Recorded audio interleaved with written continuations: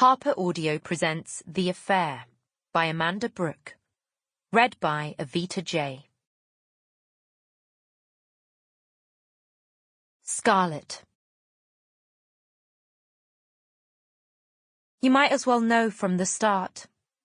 I'm not going to tell on him, and I don't care how much trouble I get in.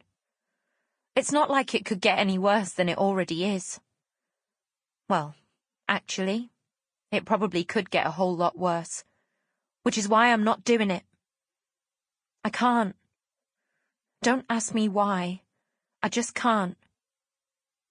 It's so unfair. Chapter 1. The Accusations. Monday, 22nd February, 2016. Nina sat alone at the breakfast bar as the sun began its slow ascent over the quiet Cheshire town of Sedgefield. The watery light had an ominous red tinge as it crept into the darkened kitchen of the pretty townhouse she shared with her husband and 2 teenage children. By rights, she should be unloading stock at the shop by now, after an early morning trip to the flower market. But Nina was still in her dressing gown, her blonde hair pulled back in a butterfly clip, her face unwashed, and her blue eyes dull and empty. Nina had inherited a strong work ethic from her father, along with the family floristry business, and it had been going against everything he had taught her when she phoned her assistant Janet to say she wouldn't be in. There were a handful of orders that Janet would do her best to complete from the slim pickings, what would be left at the market by the time she got there. But Nina had told her not to worry, and to turn down new business if she needed to.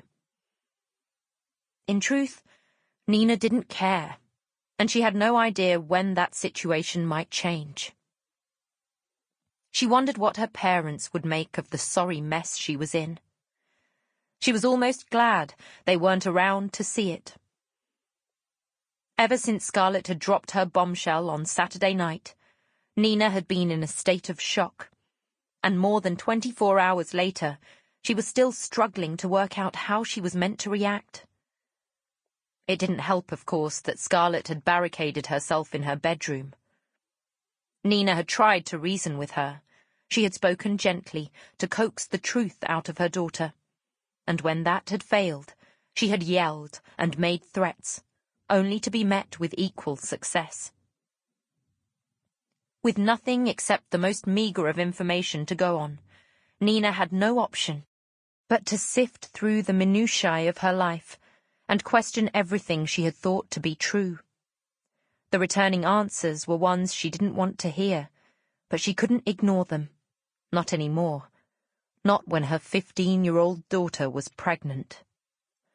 And of all the questions she had, there was one that scared Nina most. Who the hell was the baby's father? Chapter 2. Before. Tuesday, 1st September, 2015.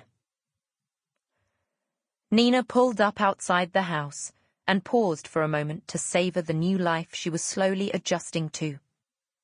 Something both marvelous and momentous had happened over the summer holidays. Nina Carrington was no more. The ever so slightly bitter divorcee who had brought up 2 children single-handedly, vowing never to be financially or emotionally dependent on any man ever again, was no more. She blamed the Welshman. She had met Bryn Thomas at a New Year's Eve party thrown by one of Sedgefield's most renowned citizens, who happened to be Nina's best friend and confidant.